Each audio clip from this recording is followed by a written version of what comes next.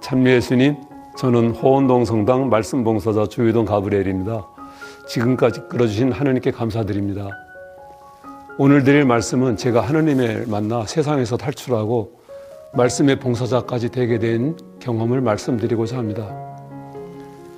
사실 저보다 훌륭하게 살아오신 분들이 많을 텐데 부족한 저를 이 자리에 세워주신 것은 아마 저처럼 세상에 어울려 사는 형제님들에게 조금이나마 도움이 되고자 하고자 생각합니다.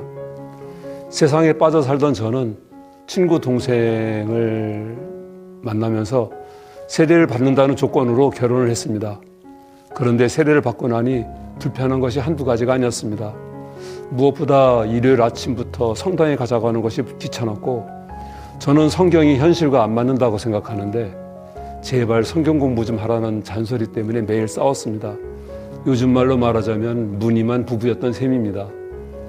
그러던 1998년경에 나라에서 퇴직금을 중간 정산해 주는 일이 생겼습니다.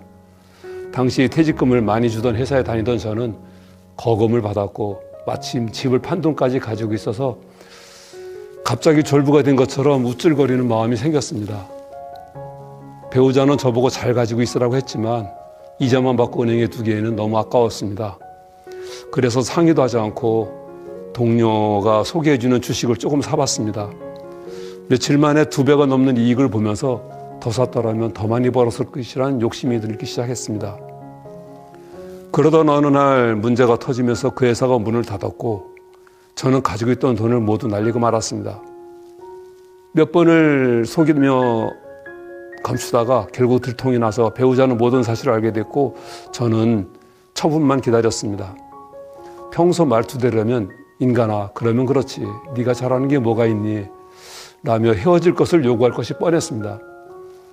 그런데 저에게 그동안 숨기느라 얼마나 힘들었느냐, 하느님께서는 다 용서해 준다고 하더라.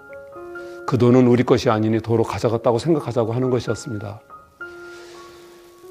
저는 이렇게 말하는 배우자가 완전 딴 사람처럼 보였습니다.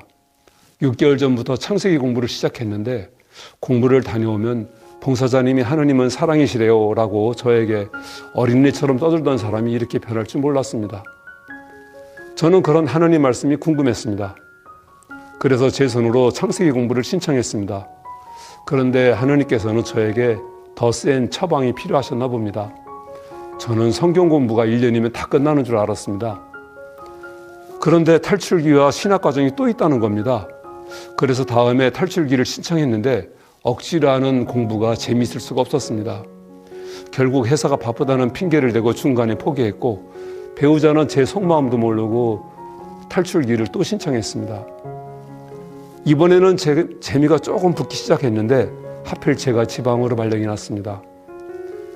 다행히 회사 옆이 성당이었고 퇴근하고 무료하던 저는 성당에 어슬렁거리며 갔다가 창문 너머 몇 사람이 모여서 열심히 공부하는 걸 보고 여기는 뭐 하냐고 물었더니 탈출기를 공부한다고 했습니다. 저는 제가 배우던 것과 진도가 달랐지만 부탁을 드려서 함께 공부하게 되었습니다. 지방 근무를 마치고 올라온 저는 이번에는 처음부터 끝까지 제대로 공부하고 싶어서 다시 탈출기를 또 접수했습니다. 그런데 이렇게 만난 봉사자님은 사랑이 아주 많으셨고 그렇지만 언변이 부족하고 사투리도 심해서 도저히 알아들을 수가 없었습니다. 그래서 답답한 마음을 감추고자 미리 공부하고 가니까 조금은 이해가 됐습니다. 저는 그 봉사자님을 흉보고자 하는 게 아닙니다.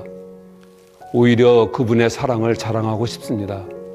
저에게는 봉사자님의 지식보다는 봉사자님의 사랑이 필요했던 모양입니다. 시간상 다 말씀드리진 못하지만 저는 그분 덕분에 30년 넘게 피우던 담배도 끊을 수가 있었고 성경 공부에 재미를 붙일 수도 있었습니다. 또한 배우자와 저를 이끌어 주시던 봉사자님들 덕분에 콩나물이 크듯이 성경 공부의 끈을 놓치지도 않을 수 있었고 과분하게도 말씀의 봉사자까지 이르게 되었습니다. 저는 돌아온 탕자입니다. 루카복음의 15장에 돌아온 탕자가 그 뒤에 어떻게 살았는지는 모릅니다.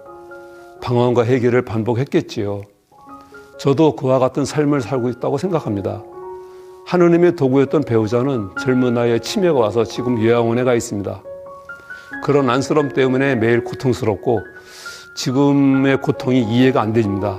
그렇지만 제가 새로운 탈출을 준비하는 과정이라고 믿고 있습니다. 그러면서 제가 다시 부활하지 않겠습니까? 저는 하느님의 사랑 덕분에 세상의 떠돌이에서 지금의 모습으로 구원받을 수 있었습니다. 이런 모든 것에 감사드리며 말씀을 마치겠습니다. 감사합니다.